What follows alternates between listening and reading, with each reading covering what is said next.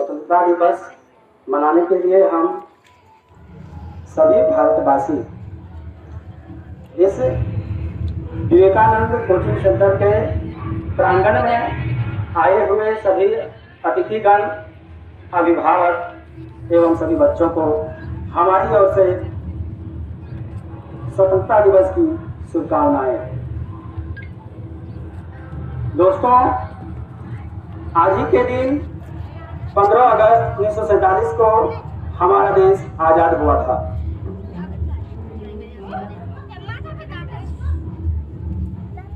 हम लोग इसके बारे में थोड़ा जानेंगे। ये 15 अगस्त 1947 को हमने आजाद हुआ था, तो क्या हम इसके पहले गुलाम थे? हमने शुरुआती दौर में अगर भारत के इतिहास के बारे में बात किया जाए तो भारत एक प्राकृतिक संपदा एवं हर प्रकार से आर्थिक स्थिति से, राजनीतिक स्थिति से एवं प्राकृतिक सौंदर्य से बहुत धनी देश था। शुरुआती दौर में भारत को सोने की चिड़िया कहा जाता था। ये उस समय की बात है, 15वीं शताब्दी की बात। 15वीं शताब्दी में भारत के बारे में दूसरे महाद्वीपों के लोग बहुत सुना करते थे कि भारत एक पृथ्वी के पूर्वी भाग में, उत्तर पूर्व में एक देश भारत है जो बहुत ही धन संपदा से परिपूर्ण है। लोगों दूसरे महाद्वीपों के लोग जो सुना करते थे, उसके मन में ये भावना आती थी कि हम भी एक बार भारत का दर्शन करें, वहाँ व्यापारिक दृष्टि से हम कुछ धन कमा करके अपने देशों में लाएंगे। जिसके बाद सबसे पहली प्रयास क्रिस्टोफर कोलंबस ने भारत को खोज करने की प्रयास किया। समुद्री इलाकों द्वारा 1491 ईस्वी में भारत आना शुरू किया, लेकिन वो उतना सफल नहीं हो पाए। वो पूरा उत्तर पूर्व में आने के बजाय वो पश्चिम में अमेरिका देश चला गया और उसी को वो समझते थे कि यही इंडिया, और वहाँ के लोग जो रेड कलर का हुआ करता था, तो वहाँ के लोगों को रेड इंडियन के नाम से जाना गया। लेकिन 1498 ईस्वी में वास्को डी गामा द्वारा भारत की खोज हुई। जिसके बाद वास्को डी गामा जो है पुर्तगाली नागरिक थे, पुर्तगाल के व्यापार थे और यहाँ पर आना शुरू किया। जिसके बाद भारत के बारे में पता चला और देशों को रास्ता मिल चुका है। जिसके बाद लोगों ने यहाँ पर अनेक देशों से व्यापार के माध्यम से यहाँ आना शुरू कर दिया और फिर उसके साथ पुर्तगालियों के साथ में डेनमार्क के, फ्रांस के एवं अन्य कई देशों के व्यापारी भी आए थे। जिसके साथ साथ यूरोपीय देश के एक अंग्रेज हमारे भारत में आने के लिए ईस्ट इंडिया कंपनी की गठन की। वहाँ के राजा, वहाँ के शासक एलिजाबेथ प्रथम के द्वारा अनुमति लेकर के भारत में 1608 ईस्वी में सबसे पहले सूरत तट पर अपना लंगर लगाया। जिसके बाद धीरे धीरे संपूर्ण देश में अपना व्यापार करने की शुरुआत की और बंगाल के राजा जहांगीर से अपना यह अधिकार ले लिया यहाँ पर बंगाल में व्यापार करने का, और यहीं से इसका सिलसिला जारी हुआ और धीरे धीरे संपूर्ण देश में अंग्रेजों ने अपना अधिकार कर लिया। और फिर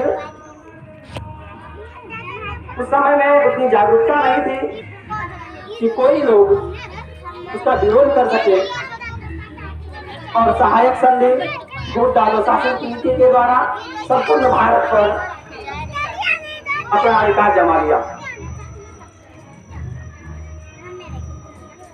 लेकिन सबसे पहले 1857 ईस्वी में मेरठ में मंगल पांडे ने इसका विरोध किया और वो अंग्रेजी शासकों में सैनिक था। उसका विरोध करने के बाद जो बहुत आक्रामक विरोध हुआ और 1857 में अभी तक सबसे पहला सर्वधर्म आंदोलन माना जाता, किंतु वो उतनी सफल नहीं हुआ। लेकिन इसका प्रभाव जरूर पड़ा। ईस्ट इंडिया कंपनी ने पूरे भारत पर जो अधिकार जमा रखा था, जिसके बाद ये फायदा हुआ कि वहाँ के सरकार ने यहाँ का अधिकार ले लिया और फिर हम लोगों को भी कुछ राहत देने का प्रयास किया।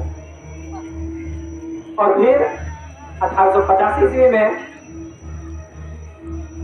अंग्रेजों ने भारत की मांग पर कांग्रेस की गठन की, जिसके बाद कांग्रेस के द्वारा भारत के लोगों की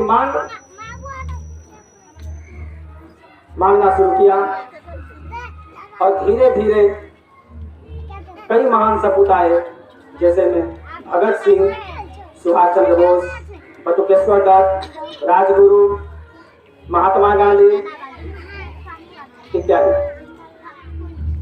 इन सबने अभी भी लड़ाई लड़ी और सुभाष चंद्र बोस ने इस प्रकार से राजनीतिक लड़ाई लड़ी कि 1931 ईस्वी में प्रथम प्रधानमंत्री के नाम घोषित हो गया। किंतु कहा जाता है कि भारत के प्रथम प्रधानमंत्री जवाहरलाल नेहरू है, लेकिन उससे पहले ही हमारा देश 1931 ईस्वी में ही आजाद हो चुका था और उस समय में भारत का प्रधानमंत्री सुभाष चंद्र बोस ने बना। फिर भी किंतु किसी कारणवश हवाई दुर्घटना के कारण सुभाष चंद्र बोस की दुर्घटना हो गई, उसमें मौत हो गई, जिसके कारण भारतीयों की ये स्वतंत्रता की मांग और स्वतंत्रता अधूरी रह गई। किंतु महात्मा गांधी ने सत्य और अहिंसा के बदौलत उसने कई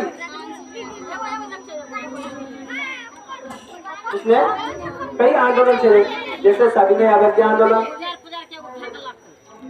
असहयोग आंदोलन और सबसे क्रांतिकारी रही भारत छोड़ो आंदोलन। 1942 ईस्वी में अंग्रेजों भारत छोड़ो के नाम से इस देश को एकत्रित किया, मनोवैज्ञानिक रूप से एकत्रित किया और अंत में 15 अगस्त 1947 को हमारे देश को अंग्रेजी संसद द्वारा संपूर्ण प्रभुत्व इस भारत को दर्जा दिया गया। और फिर भारत के प्रथम प्रधानमंत्री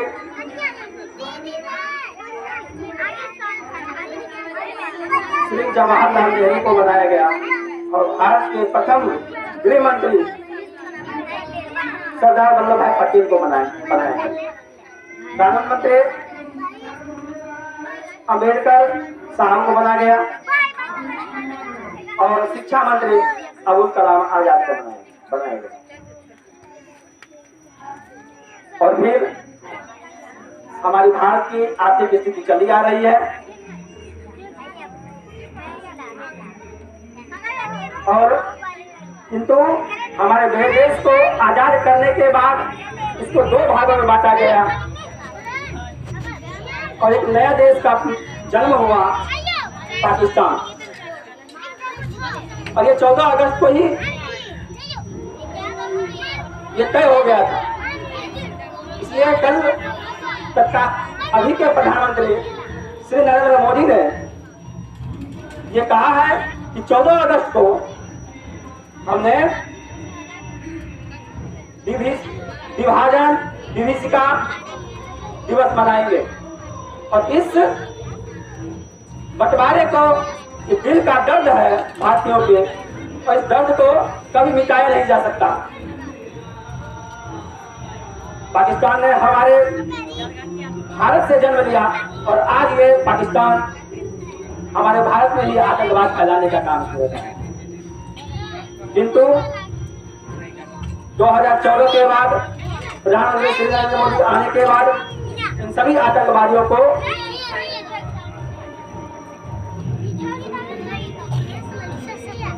अपनी धैर्य को तोड़ दिया, उसकी हिम्मत को तोड़ दिया और आज भारत एक खुशहाल जिंदगी जी रहा है बिना आतंकवाद के।